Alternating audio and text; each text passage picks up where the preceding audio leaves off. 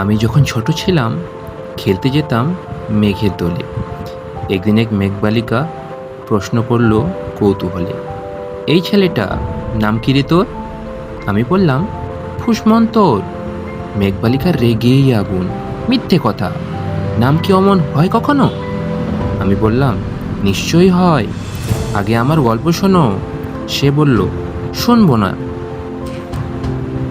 শুনবো না যা। সেই তো রানী, সেই তো রাজা, সেই তো একই ঢাল তলোয়ার, সেই তো একই রাজার কুমার পক্ষী রাজে, শুনবো না আর অসব বাজে। আমি বললাম, তোমার জন্যে নতুন করে লিখবো তবে। সে বলল, সত্যি লিখবি?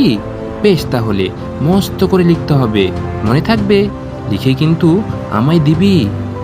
আমি বললাম, তোমার জন্যে লিখতে পারি এক পৃথিবী। লিখতে লিখতে লেখা যখন সবেমাত্র 2-4 পাতা, হঠাৎ তখন ভূত চামড়ো আমার মাথায়। খুঁজতে খুঁজতে চলে গেলাম ছোটবেলার মেঘের মাঠে। গিয়েই দেখি চেনা মুখ তো একটিও নেই এ তাল্লাটে। একজনকে মনে হলো ওরই মধ্যে অন্যরকম। এগিয়ে গিয়ে বলি তাকেই, তুমিই কি সেই মেঘবালিকা? তুমিই কি সেই? সে বলেছে, মনে তো নেই, আমার সব মনে তো নেই। আমি বললাম, তুমি আমায় লেখার কথা বলেছিলে।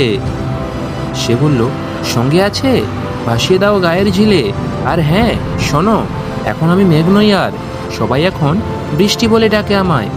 বলেই হঠাৎ এক পাশলায় চুল থেকে নখ আমায় পুরো ভিজিয়ে দিয়ে অন্য অন্য বৃষ্টি বাদল সঙ্গে নিয়ে মিলিয়ে গেল খরস্রোতায়, মিলিয়ে গেল দূরে কথায়। দূরে দূরে বৃষ্টি বলে ডাকে আমায়, বৃষ্টি বলে ডাকে আমায়। আপন মনে বলতে বলতে আমি কেবল বসে রইলাম ভিজে একসা কাপড় জামায়। গাছের তলায় বসে রইলাম, বৃষ্টি নাকি মেঘের জন্য। এমন সময় অন্য একটি বৃষ্টি আমায় চিনতে পেরে বলল, তাতে মন খারাপের কি হয়েছে? যাও, ফিরে যাও, লেখো আবার। এখন পুরো বর্ষা চলছে, তাই আমরা সবাই এখন নানান দেশে ভীষণ ব্যস্ত। তুমিও যাও, মন দাও গে তোমার কাজে। বর্ষা থেকে ফিরে আমরা নিজে যাব তোমার কাছে। এক পৃথিবী লিখবো আমি, এক পৃথিবী লিখবো বলে ঘর ছেড়ে সেই বেরিয়ে গেলাম। ঘর ছেড়ে সেই ঘর বাঁধলাম গহন বনে, সঙ্গী শুধু কাগজ কলম। একাই থাকবো, একাই দুটো ফুটিয়ে খাবো, 2-1 মুঠো ধুলোবালি যখন যারা আসবে মনে, তাদের লিখবো, লিখেই যাব। এক পৃথিবীর 100 রকম স্বপ্ন দেখার সাধ্য থাকবে যে রূপকথার, সে রূপকথা আমার একার। ঘাড় গুজে দিন লিখতে লিখতে, ঘাড় গুজে রাত লিখতে লিখতে, মুছেছে দিন মুছেছে রাত। যখন আমার লেখবার হাত অসাড় হলো, মনে পড়ল সাল কি তারিখ, বছর কি মাস, সেসব হিসেব আর ধরিনি। লেখার দিকে তাকিয়ে দেখি এক পৃথিবী লিখব বলে একটা খাতাও শেষ করিনি। সঙ্গে সঙ্গে ঝমঝমিয়ে বৃষ্টি এলো খাতার উপর, আজীবনের লেখার উপর। বৃষ্টি এলো এই অরণ্যে, বাইরে তখন গাছের নিচে নাচছে ময়ূর আনন্দিত।